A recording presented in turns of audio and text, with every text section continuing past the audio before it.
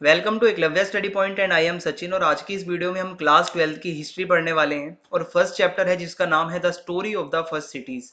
इस चैप्टर को पहले ब्रिक्स बीट्स एंड बोन्स नाम से भी जाना जाता था और इसका जो अब नया नाम है चैप्टर का वो यही है, the story of the first cities. ठीक है, न्यू सिलेबस के अकॉर्डिंग मैंने पुराना नाम इसलिए लिखा है ताकि ज्यादातर बच्चों को नहीं पता होता है कि न्यू सिलेबस के अकॉर्डिंग क्या नाम है, इसलिए मैंने ब्रिक्स बीट्स एंड बोन्स भी लिख दिया है क्योंकि पहले इसी नाम से इस चैप्टर को जाना जाता था। इस चैप्टर में हम बेसिकली हड़प्पन सिविलाइजेशन के बारे में पढ़ने वाले हैं और इस चैप्टर के हम आगे के पार्ट्स भी जल्दी ही लाएंगे, आपके रिस्पॉन्स पे डिपेंड करता है। और चलिए स्टार्ट करते हैं। सबसे पहले मैं आपको अपना एक ब्रीफ इंट्रोडक्शन देना चाहूंगा। मेरा नाम सचिन है। अगर आप मुझे नहीं जानते हैं, फर्स्ट टाइम मुझसे मिल रहे हैं, तो मैं आपको बताना चाहूंगा मेरा नाम सचिन है।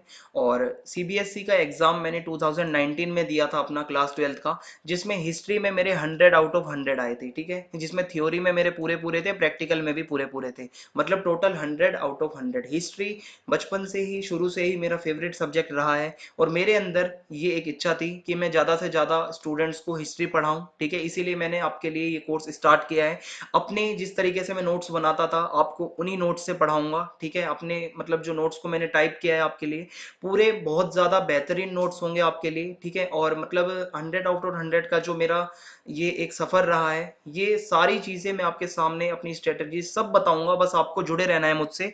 और आपको एक चीज़ और दिखाना चाहूंगा मैं अपनी, मेरे को सीबीएसई की तरफ से एक मेरिट सर्टिफिकेट मिला था। ठीक है, जो कि उन्हीं विद्यार्थियों को यानी कि उन्हीं स्टूडेंट्स को मिलता है जिनके 100 आउट ऑफ 100 आते हैं। और ऐसे बच्चे पूरे देश में 0.1% ही होते हैं जो कि 100 आउट ऑफ 100 ला पाते हैं किसी सब्जेक्ट में, और उनमें से एक मैं भी था और मेरे को फिर ये सर्टिफिकेट मिला था। ठीक है, तो ये सारी चीज़ें मैं आपको इसीलिए दिखा रहा हूँ कि आप भी मोटिवेट हो और ज़्यादा से ज़्यादा लोग मुझसे जुड़ें और मैं अपनी स्ट्रेटजीज आपके साथ शेयर करूं और आपके भी 100 आउट ऑफ 100 फॉर श्योर आए ही आए। ठीक है, तो ये मेरा ब्रीफ इंट्रोडक्शन था।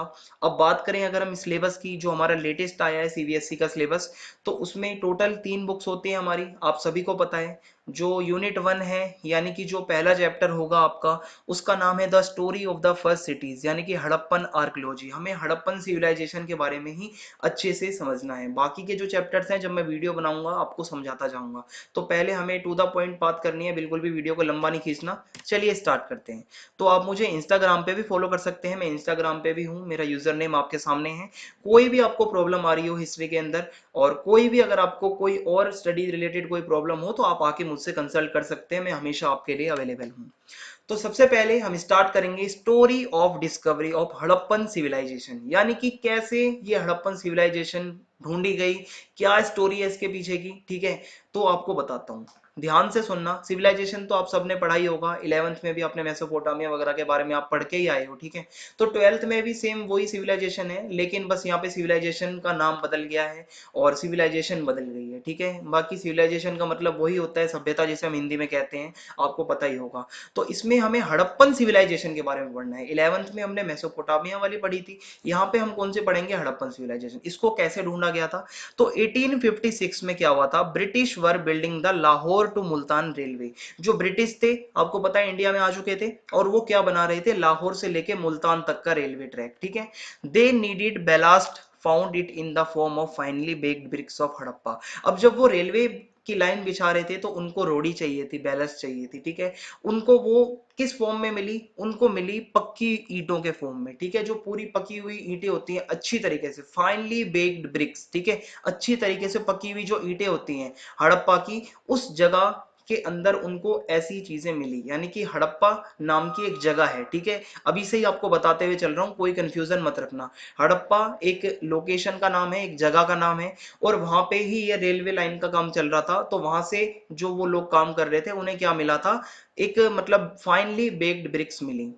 आगे देखते हैं क्या हुआ उसके बाद। इन 1920 टू 21, ठीक है, 1920 से लेके 1921 में जो आर डी बैनर्जी थे, यानी कि Rakhal Das Banerjee, during excavation work on a Buddhist stupa that stood in Mohenjodaro in Sindh Pakistan.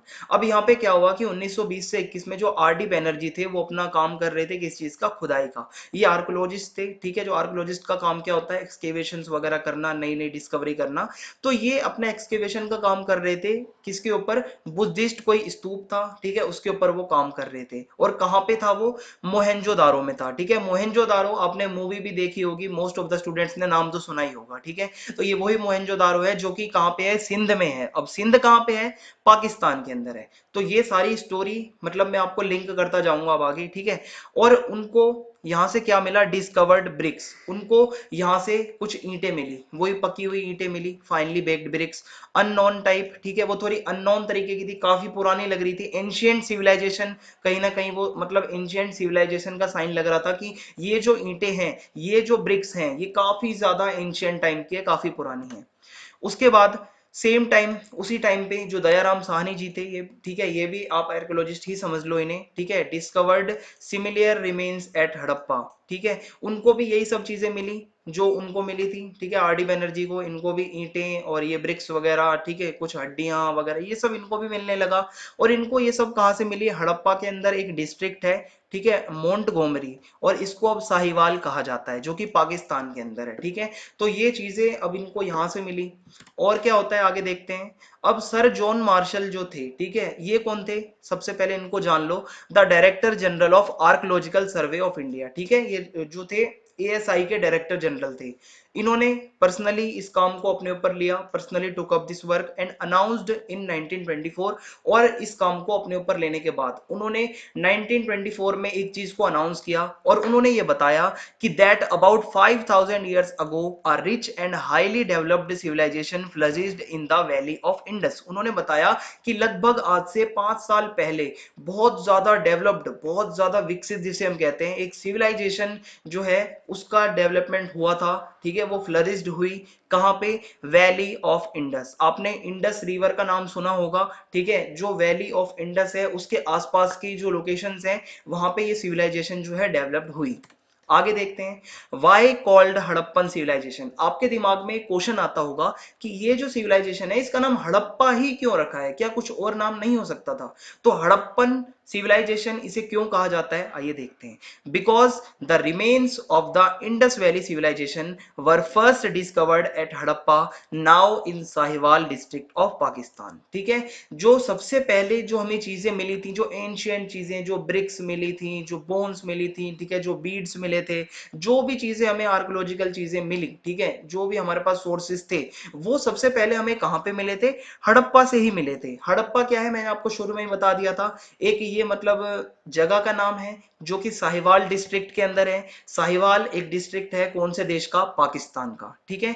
इसीलिए इस सिविलाइजेशन को हड़प्पन सिविलाइजेशन कहा जाता है, क्योंकि इस सिविलाइजेशन की जो ज्यादातर चीजें थी, जो ऑब्जेक्ट्स थे, वो कहां से मिले हैं, हड़प्पा नाम की लोकेशन से ही मिले हैं, ठीक है। तो अब आपका डाउट क्लियर हो गया होगा। अब आपके सामने एक मैप है, मैंने आप ही की बुक से ये मैप लिया है ताकि आप कंफ्यूज ना हो, और इसमें हम इंपॉर्टेंट हड़प्पन साइट्स के बारे में जानेंगे। ये जानना बहुत जरूरी है कि हड़प्पन सिविलाइजेशन कहां कहां तक फैली हुई थी। तो इसमें मैं आपको इंपॉर्टेंट चीजें बताऊंगा। सबसे पहले तो एक तो मोहनजोदारो, ठीक है, जिसको हिंदी में मोहनजोदड़ो भी कहते हैं, हड़प्पा, ठीक है। दूसरी इंपॉर्टेंट साइट है राखीगढ़ी, बनावली। और ये साइट्स जो मैं आपको बता रहा हूं, याद रखना, इस मैप को स्क्रीनशॉट लेके रख देना, मैं आपको बता रहा हूं कि आपके एग्जाम में जरूर आता है। कालीबंगन और कोट दीजी, ठीक है, चानूदारो जिसको हिंदी में चनूदड़ो भी कहते हैं, बालाकोट, धौलावीरा, नागेश्वर, लोथल। ये जो मैंने आपको जगहें बताई हैं, ये मोस्ट इंपॉर्टेंट जगहें हैं हड़प्पन सिविलाइजेशन की, ठीक है। और इसमें एक चीज जब आप नोटिस करोगे कि ये जो इंडस रिवर आपको यहां से दिख रहा होगा, ठीक है, इंडस रिवर, सिंधु नदी, ठीक है, इंडस रिवर के आसपास ही आपको ये सारी चीजें फैली हुई दिखेंगी, ठीक है। लेफ्ट और राइट में जब भी ऊपर नीचे देखोगे तो इंडस रिवर के आसपास ही है फैली हुई। इसीलिए हड़प्पन सिविलाइजेशन को एक और नाम से जाना जाता है, जो कि है Indus valley civilisation. Indus valley civilisation क्यों जाना जाता है, क्योंकि इंडस जो रिवर है, जो इंडस वैली है, उसके आसपास इस सिविलाइजेशन का डेवलपमेंट हुआ। तो ये दो क्वेश्चंस तो आपके मैंने यहीं पे आंसर दे दिए हैं कि भाई इसका नाम हड़प्पा क्यों है, ठीक है, और दूसरा इसको इंडस वैली सिविलाइजेशन क्यों कहते हैं, क्योंकि ये इंडस रिवर के आसपास इस सिविलाइजेशन का डेवलपमेंट हुआ। अब हम स्टार्ट करते हैं इंट्रोडक्शन के साथ में। तो हमें हड़प्पन सिविलाइजेशन से एक सबसे मतलब जो डिस्टिंक्टिव जो आर्टिफैक्ट दिखता है, डिस्टिंक्टिव मतलब काफी अलग अलग सा, ठीक है, काफी अनोखा सा, स्पेशल सा, हमें जो वो चीज दिखती है वो है हड़प्पन सील, ठीक है। सील को हम मोहर भी कहते हैं हिंदी में। तो हड़प्पन सील हमें मिली है, और ये जो हड़प्पन सील की फोटो है मैंने आपके सामने दिखाई है आपको, ठीक है। हड़प्पन सील जो है वो मेड ऑफ स्टोन, यानी कि वो एक स्टोन से बनी थी, उस स्टोन का नाम आपको याद रखना बहुत जरूरी है। हड़प्पन सील जो बनी थी वो स्टीएटाइट स्टोन से बनी थी। स्टीएटाइट को हम जो है सोप स्टोन भी कहते हैं, हिंदी में इसको सेलखड़ी भी कहते हैं, ठीक है। तो मैं आपको दो तीन चीजें बताता चल रहा हूं। अब ये जो हमें हड़प्पन सील मिली है, इसमें अब जब आप नोटिस करोगे तो हमें इमेजेस और साइंस मिलते हैं एनिमल्स के, ठीक है। यहाँ पे आपको ये एक एनिमल दिख रहा होगा और ये साइंस दिख रहे होंगे आपको मछली के, ठीक है, फिश के और भी जानवरों के आपको साइंस दिख रहे होंगे। तो ये साइन और इमेजेस हमें कहाँ पे मिलते हैं? हड़प्पन सील के ऊपर। इसकी जो स्क्रिप्ट है, ठीक है, जिसको हम लिपि कहते हैं, स्क्रिप्ट जो है वो अनडेसिफर्ड है, आज तक इसको समझा नहीं जा सका है, बहुत ज्यादा मिस्टीरियस है, बिल्कुल भी समझ में नहीं आती कि इससे हमें क्या मिलता है। एक चीज और आपको बता दूं कि हड़प्पन सिविलाइजेशन पे अभी तक इतना ज्यादा कोई मतलब गारंटेड नहीं कह सकता कि ये चीज होती ही थी। हर कोई जो आर्कोलॉजिस्ट है अपना एक अंदाजा लगाता है, जो हमें आर्कोलॉजिकल सोर्सेस मिलते हैं, ठीक है, जो बीड्स मिले हैं, बोन्स मिलती हैं, हड्डियां, कंकाल और ये जो ईंटें, ठीक है, इन्हीं से हम एक अंदाजा लगाते हैं कि वो लोग क्या करते होंगे। अब अगर हम यहाँ पे एक टॉपिक की बात करें, हड़प्पन कल्चर। अब यहाँ पे जो वर्ड कल्चर है इसका क्या मतलब होता है? कल्चर जो ये टर्म है इसका मतलब होता है कि culture means group of object distinctive in style, यानी कि ऐसी ऑब्जेक्ट्स का ग्रुप जो कि काफी ज्यादा डिस्टिंक्टिव से हो, ठीक है, स्टाइल में काफी ज्यादा अलग से हो, स्पेशल से हो। अब वो स्पेशल चीजें कौन सी हैं जो हमें हड़प्पा से मिलती हैं? एक तो सील्स हैं वहां की, जो मैंने आपको दिखा दी, यहाँ पे भी है, ठीक है। बीड्स हैं, ठीक है, मनके हैं, वेट्स हैं जिनको हम बाट कहते हैं, स्टोन्स हैं, पत्थर कुछ अलग अलग मिलते हैं हमें, ठीक है, और बेक्ड ब्रिक्स मिलती हैं हमें, ठीक है। बेक्ड ब्रिक्स का मतलब आप समझते ही हो कि जो पकी हुई ईंटें होती हैं, ठीक है, वो भी हमें मिलती हैं। तो ये सारे ऑब्जेक्ट्स क्या हैं? काफी ज्यादा डिस्टिंक्टिव हैं और इसी को हमें आगे पढ़ना है। अब नेक्स्ट जो है हमारा टॉपिक वो है कि हड़प्पन कल्चर का टाइम क्या है। तो देखिए, जब भी हम किसी चीज को पढ़ते हैं तो हमें उसका टाइम पीरियड तो पता होना बहुत ज्यादा जरूरी है, ठीक है, क्योंकि आज हम 2021 में जी रहे हैं, 2021 में। हमें अपना टाइम अगर पता है तो अगर हम सामने वालों को पढ़ रहे हैं तो हमें उनका भी टाइम पता होना चाहिए। तो इनका जो टाइम है वो है 2600 से लेके 1900 बीसी, यानी कि जो 2600 से लेके 1900 बिफोर कॉमन एरा। तो ये टाइम है।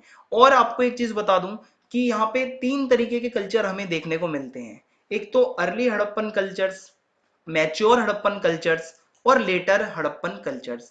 आपको जो सिलेबस में पढ़ना है वो मैच्योर हड़प्पन कल्चर को पढ़ना है, यानी कि मेनली जो ऐसा टाइम था जिसमें हड़प्पन जो सिविलाइजेशन थी वो फ्लरिश्ड हुई, काफी ज्यादा डेवलपमेंट हुआ उसका। तो वो जो टाइम था वो मैच्योर हड़प्पन जो मतलब कल्चर का जो टाइम था, फेज था, वो है, ठीक है, जो कि है 26, ठीक है, 2600 से लेके 1900 बीसी। तो ये तीन चीजें जो मैंने आपको बताई हैं, अर्ली, मैच्योर और लेटर, याद रखना, ठीक है। बाकी मेनली जो हमें पढ़ना है वो मैच्योर हड़प्पन जो कल्चर है, ठीक है, उसी को ही पढ़ना है। अब नेक्स्ट टॉपिक है हमारा subsistence strategies of Harappan civilisation, ठीक है। जो हड़प्पा सभ्यता, जो हड़प्पन सिविलाइजेशन के जो लोग थे वो जीवन कैसे गुजारते थे, ठीक है, क्या मतलब उनकी स्ट्रेटेजीज होती थी। तो Harappan ate wide range of grains, plants, animal products including fish, ठीक है। जो हड़प्पन्स थे वो क्या करते थे? बहुत तरीके के अनाज खाते थे, प्लांट्स को भी खाते थे, एनिमल प्रोडक्ट्स को भी खाते थे, जैसे कि एग हो गया, दूध हो गया, मीट हो गया, ठीक है, जो एनिमल से मिलता है हमें। और वो फिश भी खाया करते थे, ये भी हमें मिलता है, ठीक है, प्रूफ मिलता है इसका। इन सब चीजों की हड्डियां मिलती है हमें, ठीक है। तो इससे हमें कहीं ना कहीं आइडिया लगता है कि वो ये चीजें खाते होंगे। और क्या है, आइए देखते हैं।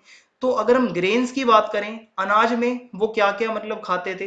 वीट खाते थे, एक तो गेहूं, ठीक है, फोटो में आपके मतलब सामने दिखाता जा रहा हूं ताकि आप कंफ्यूज ना हो, हिंदी में भी लिख रहा हूं। बार्ले यानी कि जौ, और चिकपीस यानी कि चने। ये सब चीजें हमें कहीं ना कहीं बताती हैं कि वो मतलब जो हड़प्पन्स थे वो इन चीजों को खाया करते थे।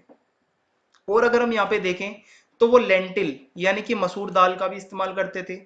राइस जो है इसका इस्तेमाल बहुत ही कम देखने को मिलता है, बहुत ही रेयर है।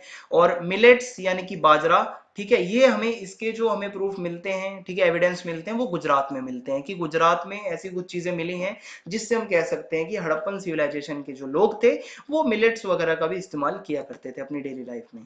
और अगर हम बात करें एनिमल्स के बारे में, किन किन एनिमल्स का जो मतलब डोमेस्टिकेशन होता था, पाले जाते थे, तो एनिमल्स की बोन्स मिलती है हमें, कुछ जानवरों की हड्डियां मिलती हैं जिससे हम अंदाजा लगा सकते हैं कि ये जानवर पाले जाते थे। जिसमें से कैटल्स हैं, ठीक है, मवेशी जो होते हैं, गाय भैंस, और शीप हैं, ठीक है, जो शीप होती हैं, भेड़, और गोट है, बफेलो है, पिग है, ये सब चीजें डोमेस्टिकेटेड थी। ये जो मतलब जो जानवर थे ये डोमेस्टिकेटेड थे, घरेलू जानवर थे, इन्हें पाला जाता था। अब एक जानवर ऐसा था जिसे पाला नहीं जाता था, और वो था हॉर्स। ठीक है, horse was not domesticated, horse को नहीं पाला जाता था, ये चीज याद रखनी है आपको। अब अगर हम एग्रीकल्चर की बात करें तो इसमें more difficult to reconstruct actual agricultural process. मैंने आपको बताया था कि आर्कियोलॉजिस्ट को वैसे ही बहुत दिक्कत होती है इस चीज को समझने में, ठीक है, सिविलाइजेशन को, क्योंकि इतने ज्यादा कोई एविडेंस मिलते नहीं है। तो काफी ज्यादा मतलब ये डिफिकल्ट चीज है कि एग्रीकल्चरल क्या प्रोसेस हुआ करता था, कैसे वो लोग खेती करते थे, इसको समझना मुश्किल है। लेकिन जो ये मेथड था, ठीक है, method of sowing the seed, यानी कि जो बीज को बोने का मेथड था, वो भी पूरी तरीके से अभी क्लियर नहीं है। और pictures of bull on seals, हमें वो जो सील मिली थी, जो मोहर मिली थी, उसके ऊपर हमें किसकी पिक्चर्स मिलती है, सांड की पिक्चर मिलती है, ठीक है, बुल की पिक्चर मिलती है। And terracotta sculptures indicate probable use of bull and oxen for ploughing, यानी कि जो हमें टेराकोटा स्कल्पचर्स मिलते हैं, टेराकोटा क्या होता है, एक क्ले होती है, एक मिट्टी होती है, और वो पक्की मिट्टी होती है, उससे कुछ छोटी छोटी मूर्तियां बनाई जाती थी। एक एग्जाम्पल मैंने आपके सामने दिखाया भी है, जिसको हम टेराकोटा बुल कहेंगे, क्योंकि एक सांड की ये मूर्ति है जो कि टेराकोटा मिट्टी से बनाई गई है, ठीक है, पक्की मिट्टी से।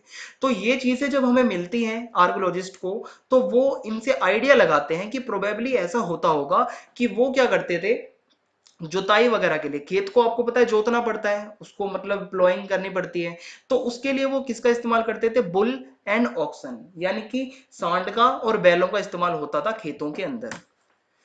तो इस तरीके से आप समझ सकते हो। मॉडर्न डे में अगर हम देखें तो आज के टाइम पे भी हम इनका इस्तेमाल करते हैं, ठीक है, जो बैल वगैरह का इस्तेमाल होता है, और जुताई वगैरह कुछ इस तरीके से होती है। और अगर हम देखें models of plough made of terracotta, यानी कि जो हल होता है जिसको हम प्लॉ कहते हैं, उसके टेराकोटा के कुछ मॉडल्स मिलते हैं हमें, टेराकोटा मिट्टी से बने हुए छोटे छोटे हमें हल्स और मतलब ये सब चीजें मिलती हैं। कहाँ पे मिलती हैं, चोलिस्तान में मिलती हैं। चोलिस्तान कहाँ पे है, पाकिस्तान के अंदर है। लोकेशंस को देखते चलना कौन सी लोकेशन कहाँ है। और बनावली जो कि हिसार डिस्ट्रिक्ट में है, हरियाणा के, ठीक है, आपने सुना ही होगा हिसार के बारे में। तो ये बनावली और चोलिस्तान से हमें ये ऐसे एविडेंस मिलते हैं कि मतलब प्लॉ का इस्तेमाल होता होगा, हल जो होता है, क्योंकि हमें वहां से क्या मिला है, प्लॉ मिले हैं टेराकोटा के, जो टेराकोटा मिट्टी थी उसके बने हुए। There is also evidence of a ploughed field at Kalibangan, हमें एक जुते हुए खेत का भी एविडेंस मिलता है, यानी कि पूरी तरीके से प्रॉपरली जुता हुआ खेत, उसका एविडेंस मिलता है कालीबंगन से। और कालीबंगन जो है वो है राजस्थान के अंदर, ठीक है। ये सारी इंपॉर्टेंट साइट्स में ऑलरेडी आपको मैप में दिखा चुका हूं, आप एक बार रिवाइंड करके देख लेना, यही सब चीजें हम आगे पढ़ रहे हैं। The field had two sets of furrows at right angles to each other. It appears that two different crops were sown together. अब यहाँ पे हमें एक चीज देखने को मिलती है कि कुछ मतलब हमें चीजें दिखी हैं, और हमें ऐसा खेत दिखा है। यहाँ पे हमें जो एक वर्ड दिखेगा, इसको हम हाईलाइट करते हैं, फरो। फरो का मतलब क्या होता है, पहले ये देख लो आप, ठीक है। फरो क्या होता है कि जो बीज बोने के लिए जो हल से खेतों में जो लाइंस बनाई जाती हैं, ठीक है, आपने देखा होगा ना, खेतों के अंदर ऐसी लाइंस होती हैं सीधी सीधी, ठीक है, तो इनको हम फरो कहते हैं। तो ऐसे ही एविडेंस हमें मिले हैं फरोज के, ठीक है, खेतों के अंदर, जो कि आर्कियोलॉजिस्ट ने ढूंढे हैं। इससे हमें क्या पता चलता है कि वो एक ही टाइम पे दो अलग अलग क्रॉप्स जो है वो भी उगा लिया करते थे, ठीक है, वो बीज बो देते थे और दो अलग अलग क्रॉप्स को वो एक टाइम पे भी उगाते थे। तो ये मैंने आपको दिखाई दिया है कि हम फरो किसे कहते हैं। आगे देखते हैं, archaeologist have tried to identify the tools for harvesting, ठीक है, यानी कि कटाई के लिए। अब जब फसल जो क्रॉप है उसको जब हम पूरी तरीके से उगा देंगे, अब उसकी कटाई भी तो करनी पड़ती है। कटाई के लिए क्या होता था हार्वेस्टिंग के लिए, वेदर द स्टोन ब्लेड्स, ठीक है, स्टोन ब्लेड, पत्थर के जो ब्लेड होते हैं, were used with wooden handles, वो जो ब्लेड यूज किए जाते थे, और लकड़ी का हत्था होता था, वुडन हैंडल्स होते थे, और मेटल टूल्स, ठीक है, कुछ मेटल टूल्स होते थे, किसके लिए, हार्वेस्टिंग के लिए, यानी कि कटाई के लिए। Most of the sites could be found in semi arid regions, ज्यादातर जो हमें जगहें मिलती हैं हड़प्पा जो सिविलाइजेशन की, वो कैसी जगहों पे हैं, थोड़ी सूखी सूखी सी जगहें जहां पे पानी इतना ज्यादा नहीं मिलता। तो इससे हमें ये इंडिकेशन मिलता है, यानी कि ये चीजें इंडिकेटिंग मतलब द प्रैक्टिस ऑफ इरिगेशन, वहां पे कहीं ना कहीं जो मतलब इरिगेशन होता था, सिंचाई का काम होता था, खेतों में पानी दिया जाता था। Traces of canals have been found in Shortughai in Afghanistan. तो ये जो सिविलाइजेशन है कहीं ना कहीं शोर तो वही जो कि अफगानिस्तान की एक जगह है वहां तक फैली हुई है। तो हमें कहीं ना कहीं नहरों के भी मतलब कहीं ना कुछ एविडेंस मिलते हैं कि नहर वगैरह भी थी। उन नहर के पानियों से क्या होता था, खेतों में मतलब इरिगेशन होता था, ठीक है, सिंचाई होती थी। तो ये एग्रीकल्चर के अंदर जो चीजें हैं मैंने आपको बता दी हैं। और क्या होता था इरिगेशन के लिए इस्तेमाल, वेल्स, ठीक है, जो कुएं होते हैं, कुओं से भी पानी मतलब निकाल के और इरिगेशन के लिए इस्तेमाल होता था, ऐसा भी पता चलता है। और हमें और भी कुछ चीजें मिली हैं, वाटर रेजर्वोयर्स, यानी कि इसको हम हौज भी कहते हैं, हिंदी में आप सभी ने सुना होगा हौज, ठीक है, हमारे घरों में भी होते हैं। तो हौज जो था वो हमें मिला है गुजरात के अंदर से। गुजरात में एक जगह है धोलावीरा, ठीक है, धोलावीरा। आप इसके लास्ट में जो वर्ड है वीरा, ये आपको पता है गुजराती का ही एक वर्ड है, ठीक है, तो इससे आप नाम याद रख सकते हो। धौलावीरा से हमें क्या मिला है, वाटर रिजर्वोयर्स जो कि हौज मिले हैं, suggest storage of water for irrigation. और ये जो वाटर रिजर्वोयर्स हैं, जो हौज हैं, इनसे हमें ऐसा लगता है कि वो हड़प्पन जो थे वो पानी को स्टोर करके रखते थे, किसके लिए, इरिगेशन के लिए। तो इस वीडियो में पार्ट फर्स्ट के अंदर हमें इतना ही पढ़ना था। अगर आपको वीडियो इंटरेस्टिंग लगी है आप कमेंट बॉक्स में जरूर बताना। चैनल को सब्सक्राइब करना आप बिल्कुल भी ना भूलें, बेल आइकन दबा दें ताकि आने वाले वीडियोस के अपडेट आपको मिलते रहें। और वीडियो को मोस्ट आप मतलब जो स्टूडेंट्स हो अपने फ्रेंड्स में जरूर शेयर कर देना, इससे हमें मोटिवेशन मिलेगी आगे के पार्ट्स बनाने के लिए। तो इस वीडियो में इतना ही था। जय हिंद, जय भारत, धन्यवाद।